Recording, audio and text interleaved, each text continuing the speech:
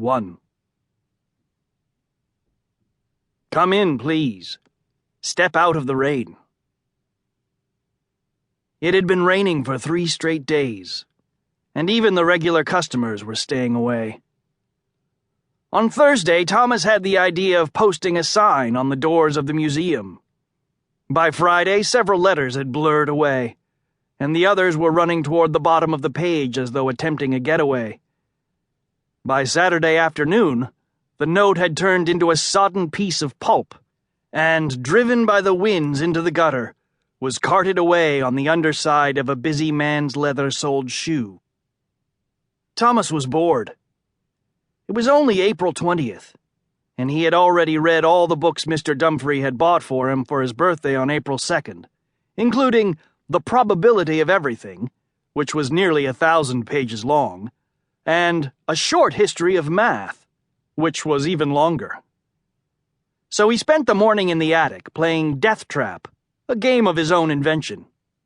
It was like chess, except that instead of using a checkerboard, it relied on the patterns of a threadbare Persian rug, and instead of pawns, bishops, and knights, the pieces were various things pilfered from the exhibits over the years.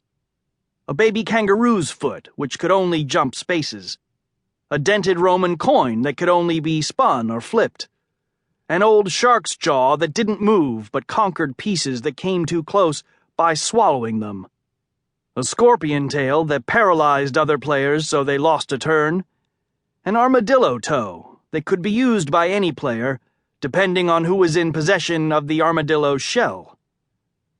As usual, Thomas had no one to play with, so he had to do both sides. He flipped the coin and sighed when it landed face up. That meant he had to move the Egyptian scorpion tail back 3 swirls in the carpet. You should take the armadillo toe. Thomas looked up. Philippa, the mentalist, was sprawled across a daybed watching him. What? He asked. He and Philippa were both 12, but her dark almond-shaped eyes, her straight fringe of black bangs, and her sharply pointed chin made her appear much older. Philippa sighed. If you move the scorpion there, she pointed, you can take the armadillo. Tail takes toe, right? Thomas saw that she was right and felt annoyed. I didn't know you were playing, he said. He had grown up with Philippa, but they had never been close. Philippa shrugged and picked up her book, Mystics, Mind Readers, and Magic, which Thomas had also read and found exceedingly stupid, then rolled onto her back. When she wasn't looking, Thomas swiped at the armadillo toe with the scorpions, sending it skittering off the rug. He had won again. It would be more exciting if he hadn't also lost. He stood up, feeling restless. It was uncommonly quiet, the kind of day that made him feel lazy. Sam was sitting in one of several armchairs in the common area, his hair mostly concealing his face, as it had been ever since he discovered his first pimple. An issue of his favorite magazine, Pet World, was open in his lap. Monsieur Cabillot, the children's tutor, was snoring.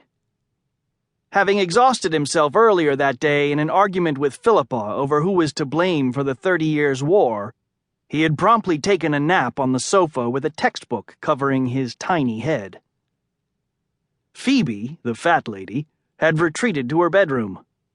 Smalls, the giant, was working on his latest poem and had spent the whole morning repeating, "The swallows fly like shadows across the sky," and "Like shadows the swallows fly across the sky," and "Across the sky, like shadows, swallows fly," and shaking his head. Danny, the dwarf, had gone next door for a drink. Hugo, the elephant man, was working on a crossword puzzle in the corner. Betty, the bearded lady, was carefully combing and braiding her beard. Goldini, the magician, had been puzzling all afternoon over a new trick, but so far had succeeded only in vanishing 3/4 somewhere under the sofa cushions.